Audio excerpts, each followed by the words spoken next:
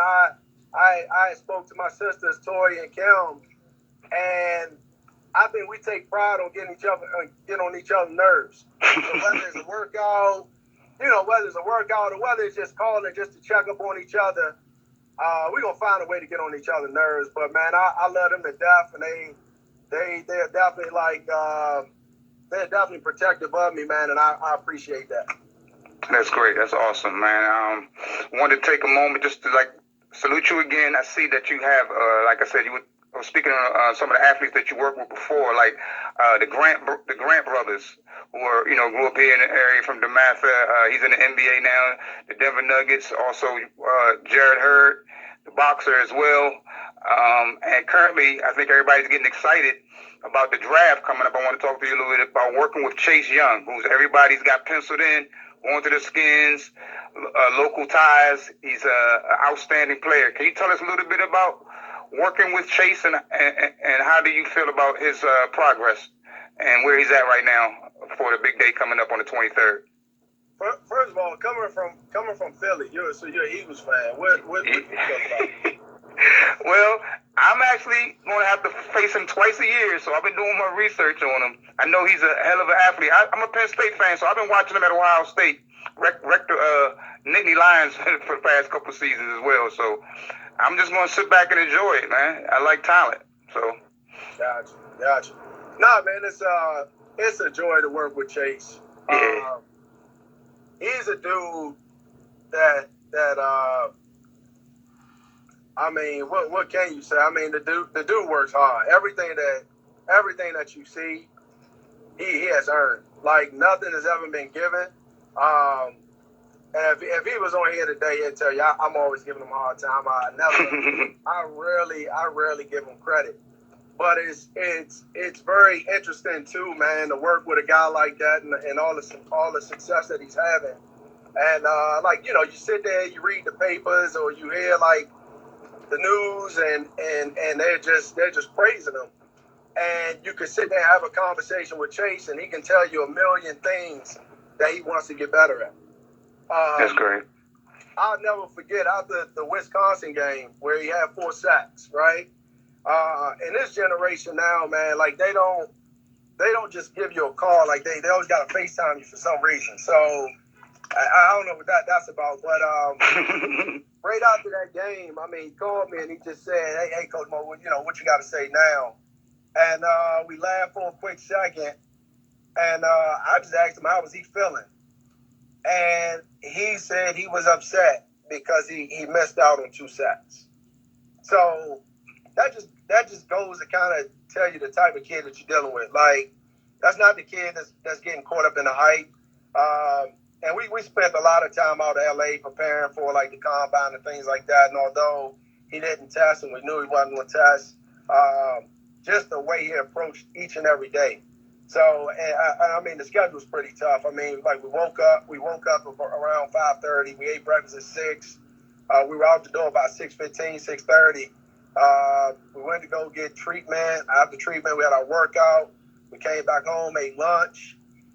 We had another treatment. Then we had another workout. Then we'll come back in. We'll rest up a little bit, and then some days we had a little boxing workout, or we had some type of cardio. So, I mean, for him to take that serious, it wasn't like pulling teeth or pulling hair just to get him to do things. I mean, that made my job a lot easier. And even to this day, I mean, it's days where I just got to tell him, hey, we're not going to do nothing today. You got to slow him down a little bit, huh? Yeah, but that's him wanting to be the best. That's him wanting to put on a gold jacket at the end of the day, because he say that all the time. I want to put that yellow jacket or gold jacket on when my career is done. And I mean, when you come across those type of kids, and Chase not the only kid that I got like that. And that's the whole thing about it. It becomes a habit. When you walk through those doors, and to me, I just feel like if you're not a dog and you're surrounded by dogs, eventually you're going to become a dog. And if you're not going to become a dog, then you're not going to walk through them doors ever again, because you don't want to be around dogs. They make you uncomfortable. So, I mean, like I say, man, and I can't say it enough, I've been blessed to work with some great people. And not just me. I mean, even my staff is hands down. I honestly stand behind them in everything they do. Like I love them guys. Man, they support me like no other. I know I'm probably the face of GPT, but the work that they put in and day out, the hours that they put in, whether we're on the phone. I mean, even like our trainer Brent, man, every morning he's sending a motivational quote. You know, like every single morning. It's not a day that he doesn't send something. So I mean, just reading those type of things, getting DMs from people that I grew up with, people that you know, they just love seeing the success of the kids. You know, and I know they're big supporters of me. But they also love these kids, and they love supporting the kids and seeing the success stories of those kids. Because, like I say, once again, a lot of these people can see those kids in them. Like they can see, like, hey, when I was growing up, that was me, but I didn't have this or I didn't have that. So they're just glad that these kids are having those opportunities. So, like I said, man, I've been blessed with That's some awesome. great people. I wanted to ask you this because a lot of kids want to get started, or parents, especially in AAU, Pop Warner, they want to get their kids started really early.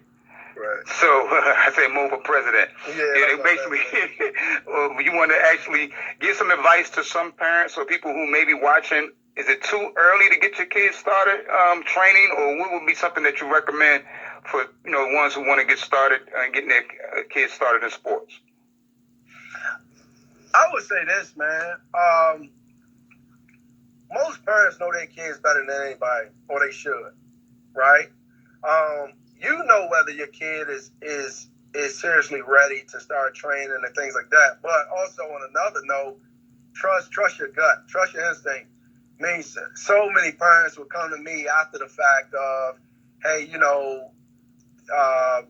this coach or that person had my son lifting weights. I don't think that was the best thing. Well, if you didn't, then did you speak on it? I don't believe it. Honestly, I mean, I don't believe in any kid lifting weights so early. My guys don't lift weights until they're in the 8th grade going to the 9th. That's just what I believe.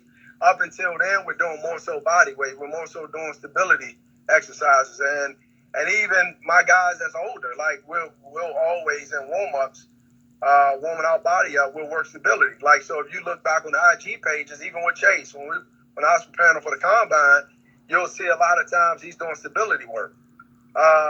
You'll see him like maybe in a push-up position, but he's on one hand and he's lifting the other arm up. I mean, that's stability work. So I strongly believe in building a strong foundation, and then from that foundation, you build on top of that. But, I mean, it's times where guys walk in here and it's like, I could tell they were going backwards. They were more so trying to build the house and not worried about the foundation. So now it's like either they're coming in with some type of injury, and now it's time to play cleanup. But yeah, man, I would just tell parents, man, to just do your research. Even if it's joining a little league team, like when it comes to football, like go watch a practice, go watch a coach. Like like even when it comes down to disciplining kids,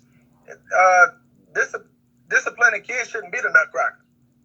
If we're not teaching a kid how to tackle properly, I mean, that's just an accident waiting to happen. That's just a collarbone or something, or a spinal injury just waiting to happen. Like we're not teaching it the proper way. So when these kids are young, I think foundation is strong. Like fundamentals should be strong, and then on top of that, you build on those fundamentals. And whether that's on the court, whether that's on the football field, or whether that's in the gym, I mean, it should be the same. It should be the same across the board. It's just like the classroom.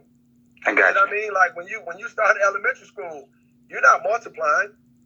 You're starting to learn your basics first, and as you get your basics, you add on to that. So it's no different. And whether you got a background in sports or not, like just understand foundation is always going to be the starting point. I got you. All right, I want to go back a little bit. I know I'm not going to keep you on too long. Actually, I'm having a draft show coming up, so I've been talking about that a little bit. I know you work with a ton of athletes. Do you have any other players that you want to give a shout out to that's been working hard, putting in their dues, or keep an eye on during the draft? A couple of sleepers that we may not know about? Yeah, I mean, I got a kid that I coach and I used to train. Anthony McFarlane, he's a running back at Maryland. He's also in the Okay. draft. You got Mark Allen. I'm familiar with Mark Allen. He's at Duquesne. And you got AJ Dillon, a running back at Boston College, who's in the draft. I pray I'm not leaving nobody out, man. I know I'm about to get criticized for that. But man, I shout out all my guys. I mean, even my guys are still in like college. Like you got OC that's at UMass. I mean, you got a bunch of Marshawn is at he's at South Carolina. I mean, you got a bunch of guys all over, man. But all my guys work. And and I ain't gonna just say all my guys, even my girls. Like I know my little niece, love her to death, but I'm always criticizing her.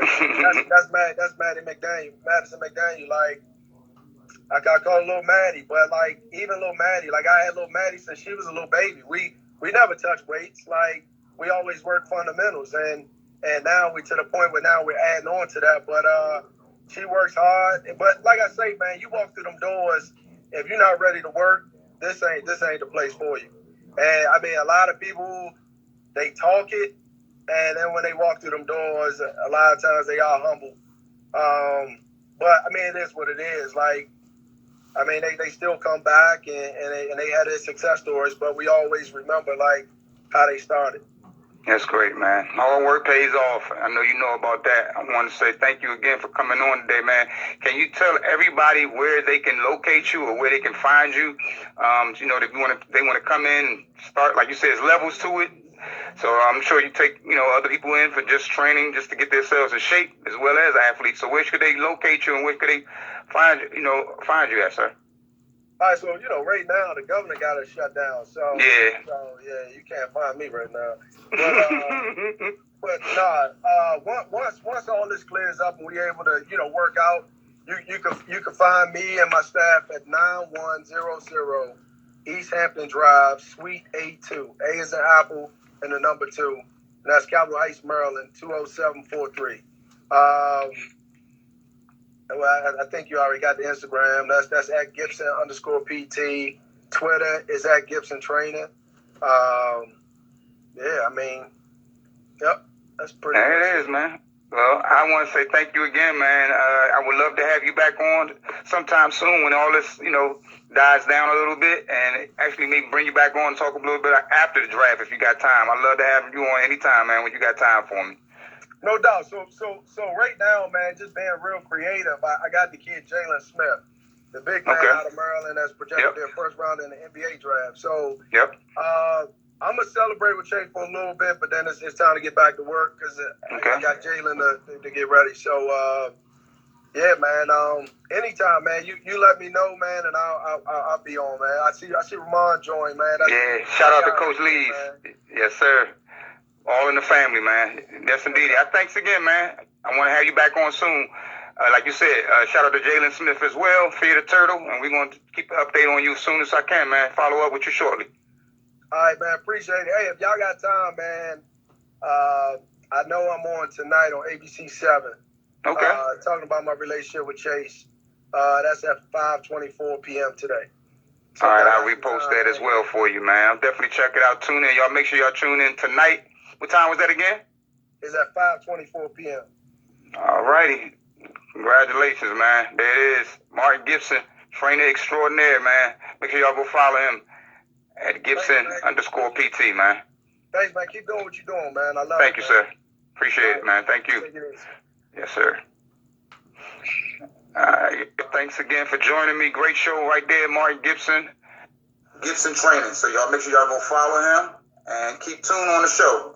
Thanks for joining me. All right, sports page.